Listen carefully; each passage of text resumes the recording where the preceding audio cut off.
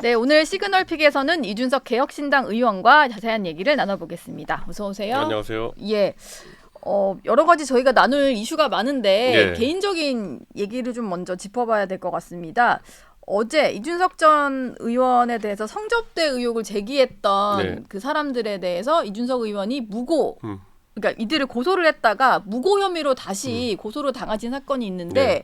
이거에 대해서 무혐의 처분이 내려졌어요. 그래서 결과적으로 좀 얽혀 계셨던 이제 사법 리스크가 다 좀 해소가 된 상황인 것 같은데 아직 입장을 밝히지를 않으셔서요. 어떤 심정이신지 좀 궁금하더라고요. 이거야 제 입장에서야 당연히 예측하고 있었던 거고. 근데 무조건 이건 제가 봤을 때는 단순히 하나의 형사적인 다툼 볼 게 아니라 집권 여당이 집권하자마자 대선과 지선 이후에 대통령이 결국에는 당대표 몰아내려고 했던 거 아니냐. 예. 이렇게 이제 봐야 되는 거죠. 그리고 저 하나만 그랬습니까? 그 뒤로부터 무수히 많은 당대표들 내쫓겠다고 난리치고 전당대회 개입하고 저는 이거 하나만으로도 윤석열 정부는 사실 박근혜 정부의 탄핵을 수사했던 윤석열 특검팀장 입장에서는 스스로 좀 면이 서지 않는 국면이다. 저는 이렇게 생각합니다. 박근혜 예. 대통령이 여러 가지 사안으로 이제 기소되고 했지만은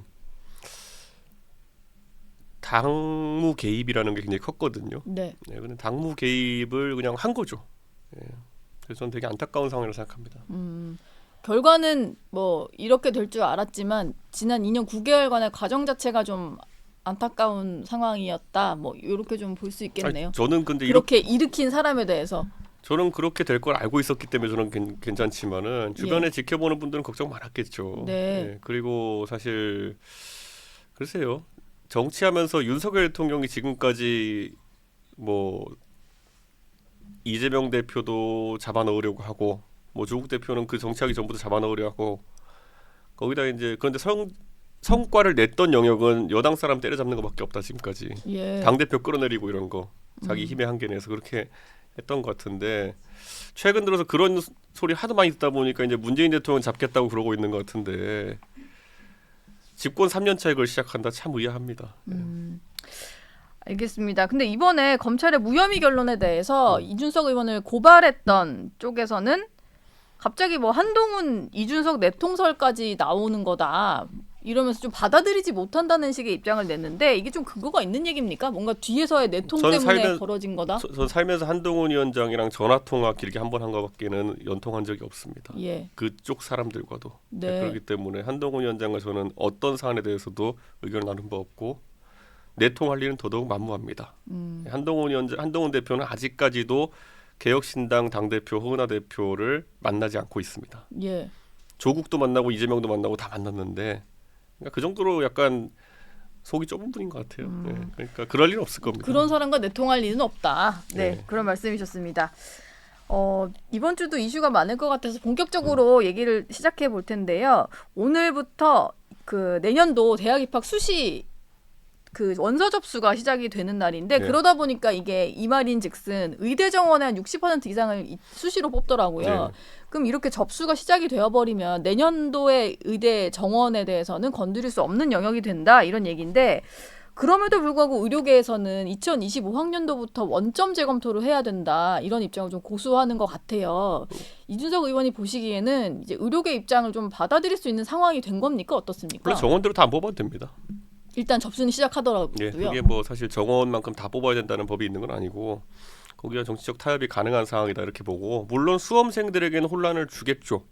주겠죠. 엄청 주겠죠. 근데 그 혼란 준 거는 오롯이 대통령 책임으로 하고 넘어가면 됩니다. 그거는. 예. 현상 변경을 누가 했습니까? 대통령께서 하신 거 아닙니까? 그러니까 저는 이거는 글쎄요. 저는 내년에 과연 이 정원대로 뽑아가지고 정상적인 교육이나 될까?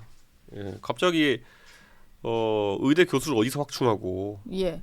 그리고 이거 교육이라는 거 제대로 진행하지 못하면은 그리고 이제 내년에 유급된 사람들 나올 텐데. 그렇죠. 예. 그러면 이거 다 하면은 거의 평소보다 한 두세 배의 교육을 진행해야 되는 사람인데 그게 가능할까?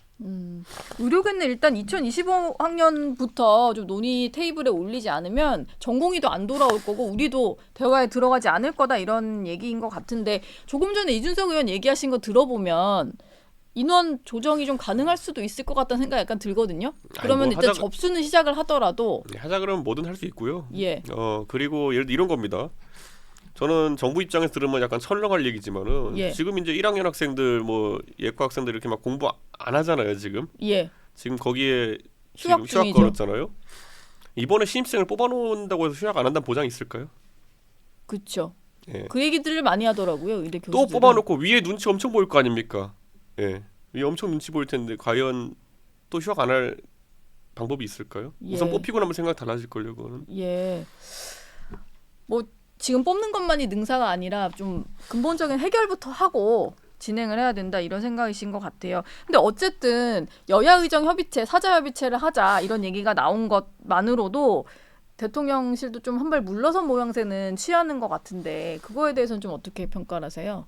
그러니까 이 사안의 가장 중요한 거는 대통령께서 마지막에 이제 국정 동력이 떨어지는 상황 속에서 결국 의사 집단을 한번 어떻게 악마화해 볼까라는 시도를 했다, 저는 이렇게 봅니다. 예. 그래서 결국에는 의사들이 뭐 우리 가족이 아프면 가서 선생님 제발 살려주세요 그러지만 또 뒤에 가서는 의사를 돈 많이 버니까 또 뭐라 하는 분들도 있고 네.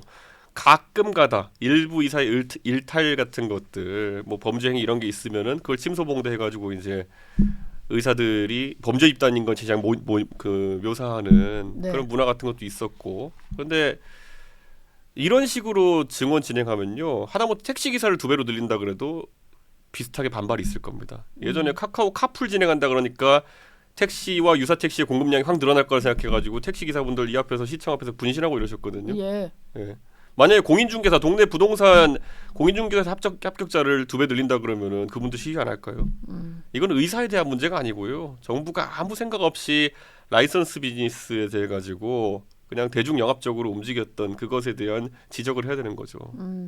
지금 의료계에서는 계속해서 대통령도 사과를 해야 되고 복지부에서도 좀 사과를 해야 된다 이런 얘기를 하고 있고 개혁신당도 이걸 해결하려면은 이렇게 단순히 협의체만 만들 게 아니라 대통령 사과가 우선시 돼야 된다 이런 입장이신 것 같아요. 뭐 사과보다도 실질적인 변화를 만드는 게 중요하고요. 저는 이번에 보면은 뭐 그 의정협의체 한다고 하면서 정부 쪽에서 의사 네. 집단에게 대안을 내라 이런 식이 있거든요. 예.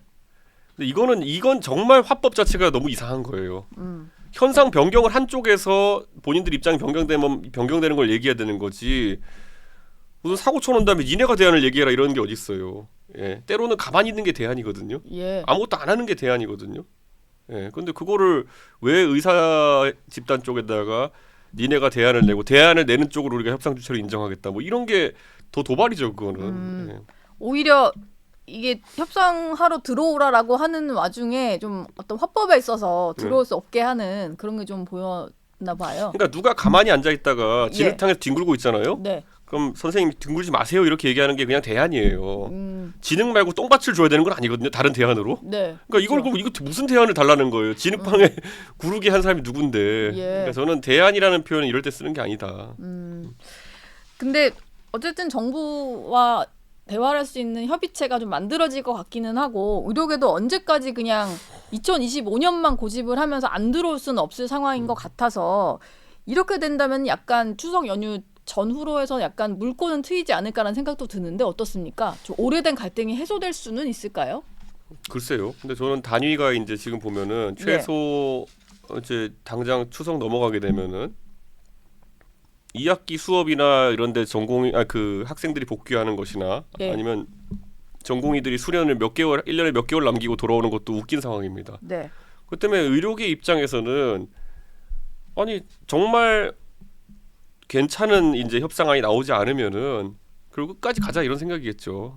적어도 올해는. 네. 그럴 것 때문에 시기상으로도 참 애매합니다. 여름에 그 시간 많을 때 뭐 하다가 이제 추석 앞두고 응급 대란 날려고 하니까 이제 움직인다 이런 인식을 줄 수 있거든요. 예. 그래서 좀 너무 늦은 거다.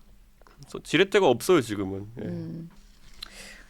그래도 사실 어떻게든 뭐 있어서는 안 될 일이지만 응급실 대란이 조금씩 벌어지는 와중이라 필요성을 좀 느낀 것 같고 정부도 이제 그렇게까지 고집하는 상황에서 약간은 조금 물러나려고 하는 모습이라 이게 좀 변화의 시작점은 되지 않을까라는 기대를 국민 입장에서는 하게 되거든요. 이준석 의원이 봤을 때는 좀 아직은 그건 아닌 것 같다. 이런 입장이시군요. 그러니까 여기서 이 상태에서 자신의 마음을 접고 생각을 예. 바꿔야 되는 사람은 딱 네. 한 사람밖에 없어요. 예. 대통령입니다. 그거는. 대통령, 예. 대통령이 바뀌어야 한다. 예. 알겠습니다. 그리고 최근에 좀 이런 일부 장차관들의 논란된 발언 때문에 더 상황이 악화되는 것 같은데 얼마 전에 박민수 보건복지부 2차관이 환자 본인이 전화를 해서 이런저런 걸 물어볼 수 있으면 경증이다 이런 얘기를 해서 뭐 야권은 물론이고 여권 내에서도 좀 비판이 나오는 것 같아요.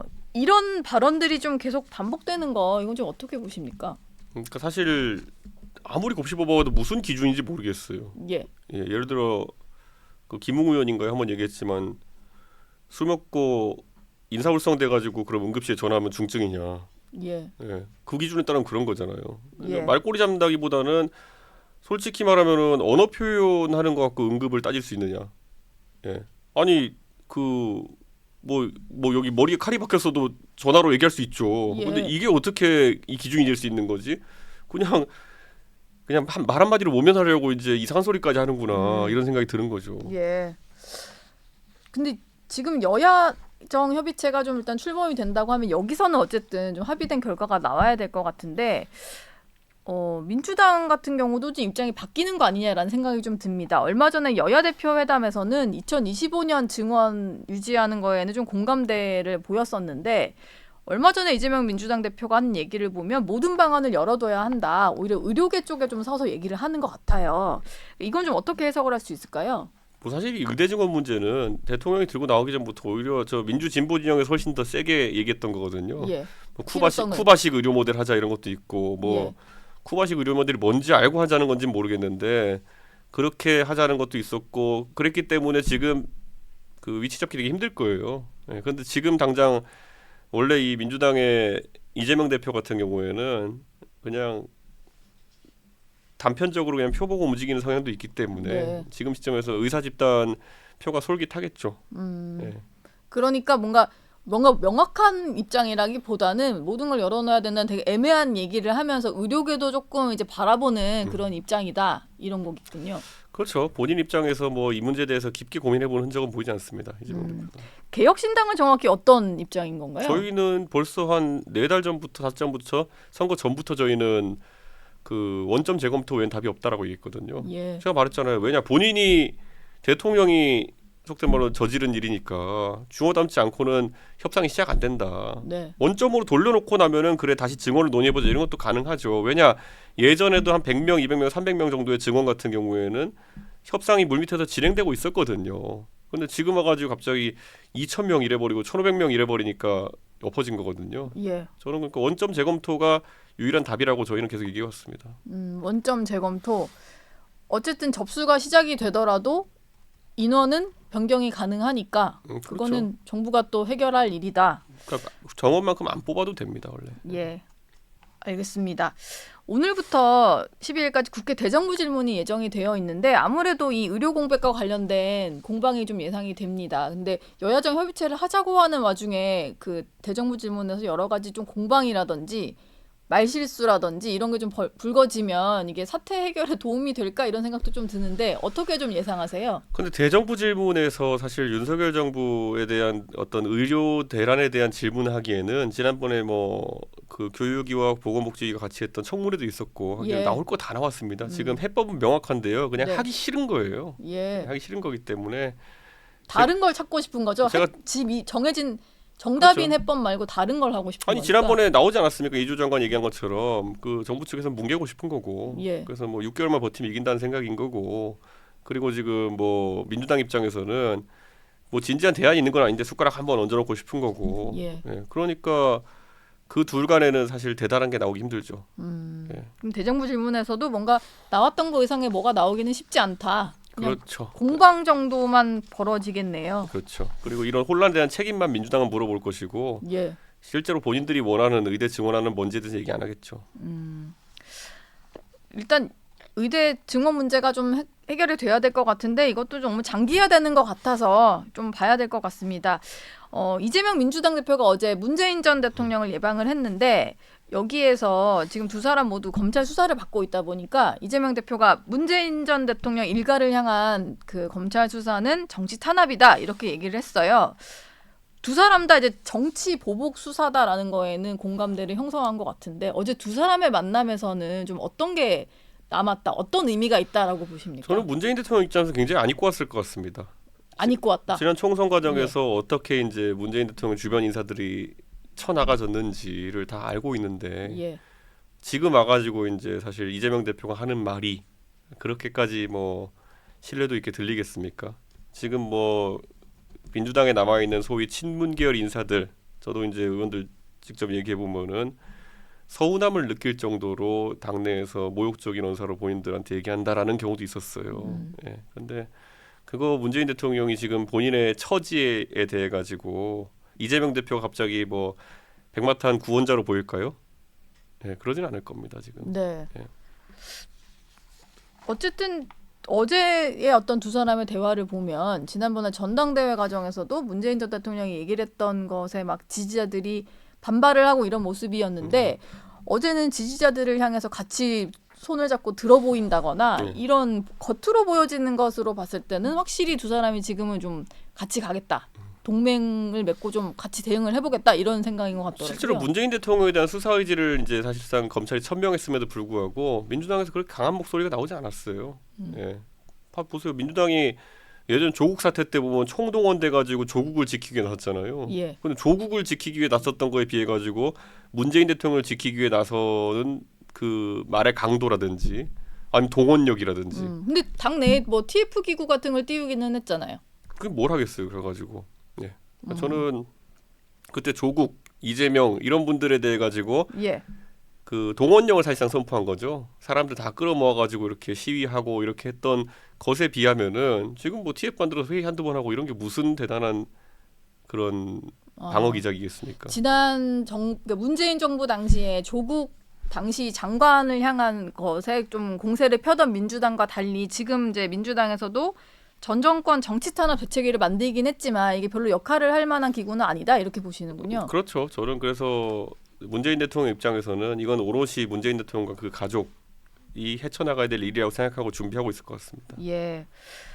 뭐 민주당에서는 끊임없이 계엄설 얘기도 하고 있어요. 계엄령이 선포가 되면은 문재인 전 대통령이나 이재명 대표도 거기 대상에 포함될 거다, 막 이런 얘기를 하고 있는데 김민석 최고위원만 뭐 줄곧 하고 있는 얘기긴 하거든요. 근데 이게 좀 근거가 있는 얘기입니까? 아니면은 어떤 이유로 이게 민주당이 계속 계엄 얘기를 끊이지 않고 계엄은 말이 안 되는 하는 걸까요? 게요. 계엄을 했을 때 우리가 계엄 그 자체는 바로 해제가 됩니다. 의회에서. 그러니까 계엄했을 때 무서운 건 뭐냐면은 병력이 진주해가지고 예를 들어서 국회의원들이 나다니지 못하게 해가지고 해제를 못하게 하려고 한다든지 예. 뭐 이런 게인 건데 그랬더니 제가 이런 말했더니 무슨 뭐 한겨레 신문에서 이준석 뭐 계엄이랑 쿠데타랑 헷갈린 거 아니냐 그러는데 일반적인 계엄이면 지하철 타고 가가지고 국회에서 해제하면 돼요. 네. 근데 군이 이제 사실 전방병력까지 빼가지고 서울을 물센터 없이 장악하고 예전에 12.12 때 있었던 것처럼 그런 상황 준 쿠데타 또는 친위 쿠데타에 해당하는 상황이 나탔을 때 이게 문제가 되는 거거든요. 제가 그래서 뭐 얘기했잖아요. 이거는 예전 같은 경우에는 12.12가 왜 그렇게 됐습니까? 전방에서 구사단이 내려오는지 전혀 서울의 육군본부나 중앙에서 파악하지 못했고 김포나 아니면 저런데 뭐 이천 이런 데서 특전사 병력이 오는지도 파악하지 못했고 그러니까 넋놓고 있다 당한 거 아닙니까? 그런데 지금 상황에서는 전방 병력이 움직여도 다 인스타그램에 올라올 거고요. 예. 뭐 어디 뭐 특전사 병력이 와도 오다가 길 막혀가지고 서부간선도로 그럼 저기 동부간선도로 막혀가지고 못 내려올 거고요. 예. 그러다가 다 끝납니다. 그러니까 지금 상황에서 쿠데타라고 하는 것은 쉽지 않다. 그래서 일반적인 계엄은 건다 하더라도 가서 국회까지 어떻게든 가면은 해지하면 돼요.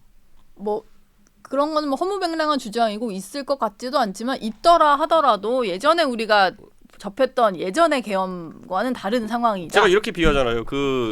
이 지금 민주당의 주력인 60대가 예. 이제 되신 그 586 세대 이분들 입장에서는 본인들이 80년대 초 79에서 81년까지가 이제 마지막 계엄이었으니까 그걸 겪었던 분들이니까 이거 위험하다 이렇게 하겠지만요. 제가 85년생인데 저는 계엄의 영향권에서 멀찍이 떨어져 있는 사람이에요. 그럼 제 입장에서는 이게 예전에 저희 비디오집에 비디오 빌려보면은 아침에 딱 틀면은 옛날부터 호암 마마 네, 전쟁 호환 마마. 전쟁과 같은 것이 뭐였지만 지금 불법 비디오가 위험하다 뭐 이렇게 나오잖아요. 네.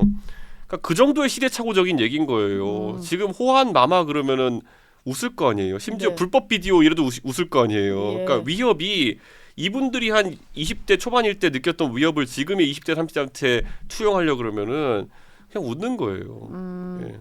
시대가 달라졌는데 예전 얘기를 하고 있는 거군요. 예전에 젊은 시절에 김민석 의원이 겪었던 것들에 대해서. 그러니까 지금 보면은 70대 이상 세대 같은 경우에는 예. 전쟁 후 세대다 보니까 전쟁 통에 태어나거나 전쟁 직전에 태어난 세대다 보니까 한국 전쟁에 대한 굉장한 트라우마가 있잖아요. 그걸 우리가 지금 공감을 하는 건 약간 떨어졌지만 그래도 이해는 하잖아요.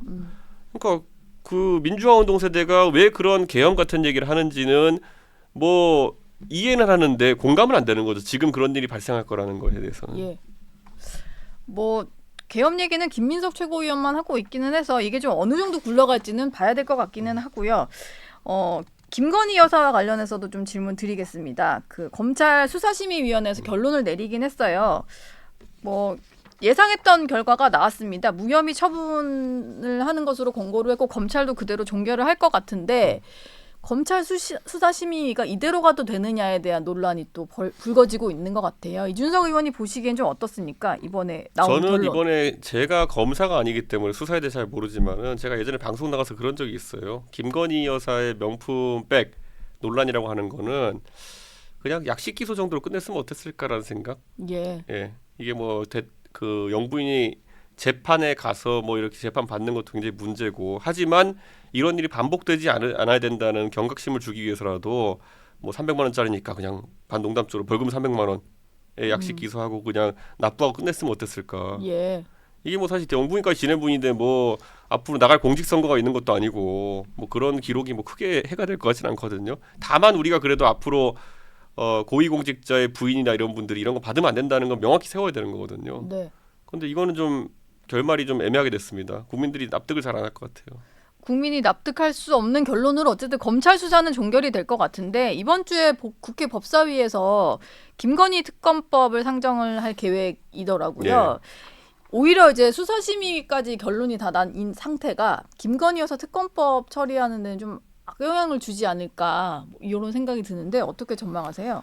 실제로 수사심의위에서도 사실 불기소가 나왔기 때문에 특검을 하는 동력이라는 게 사실 약해지긴 하죠. 네. 그래도 그런데 지금 국민 여론은 매우 김건희 여사에게 불리하기 때문에 그 여론을 바탕으로 이제 범야권에서는 밀고 나가려고 하지 않을까 그런 생각이 오히려 그러면 검찰에서는 무혐의 종결이 나더라도 그 동력으로 특검법 처리하는 데는 더 힘을 받을 것이다. 대중적으로는 그럴 것 같습니다. 예, 대중적으로는 이준석 대표 최근에 일정이 하나 요거 관련해서도 질문을 하나 드릴게요. 네. 그 미국 대선 관련해서 지난달에 여야 의원들이 미국 민주당 전당대회 참관을 하셨던데 네. 그래서 시카고 다녀오셨잖아요.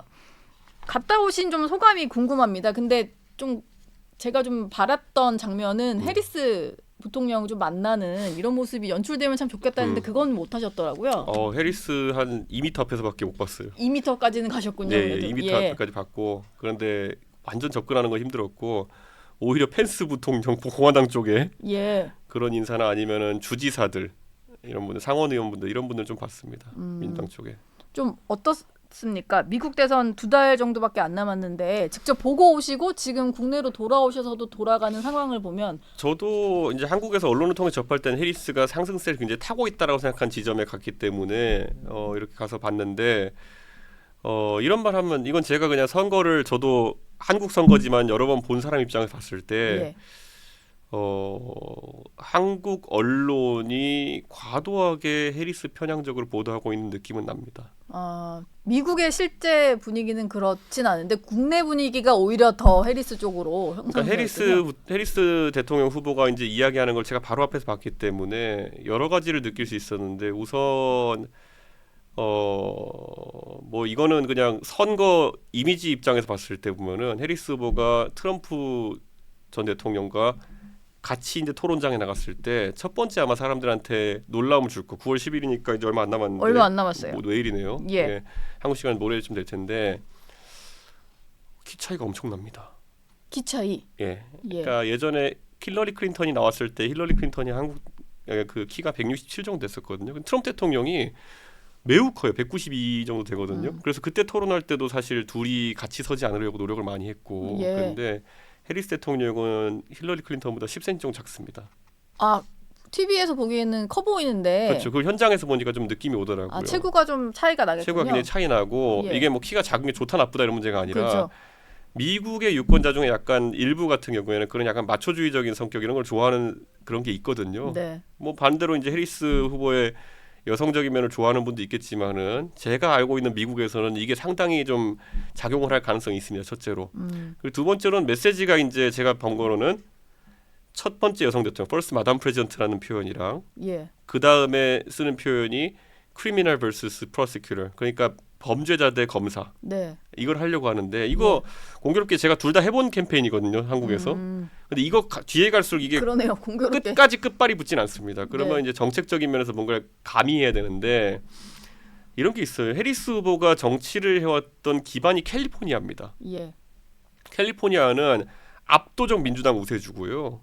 그러니까 우리가 이렇게 봐야 되는 게 우리가 보통 국민의힘 의원들이 TK 출신들이 정치를 하면은 수도권 정서에 안 맞는 얘기 한다 그러잖아요. 예. 이것도 약간 그런 게 있습니다. 아. 이게 뭐냐면 캘리포니아에서는 항상 맞는 말인데 지금 격전지가 된 이 중서부 지역이라든지 펜실베니아 이런 데서는 안 맞는 얘기일 수 있는 내용들이 있습니다. 네. 예. 캘리포니아에서 맞는 얘기인데 여기서 틀린 얘기. 그런 것들이 좀 눈에 띄었습니다. 그래가지고 물론 선거가 아직 좀 많이 남았지만은 저는 그런 부분에 주목해가지고 봐야 된다. 그리고 제가 트럼프 후보의 유세까지는 못 봤기 때문에 상호 비교는 안 되는데 제가 오바마는 예전에 이제 대학 있을 때 오바마 연설하는 것도 많이 챙겨보고 했거든요. 예. 그에 비하면 아쉬운 감이 좀 있습니다.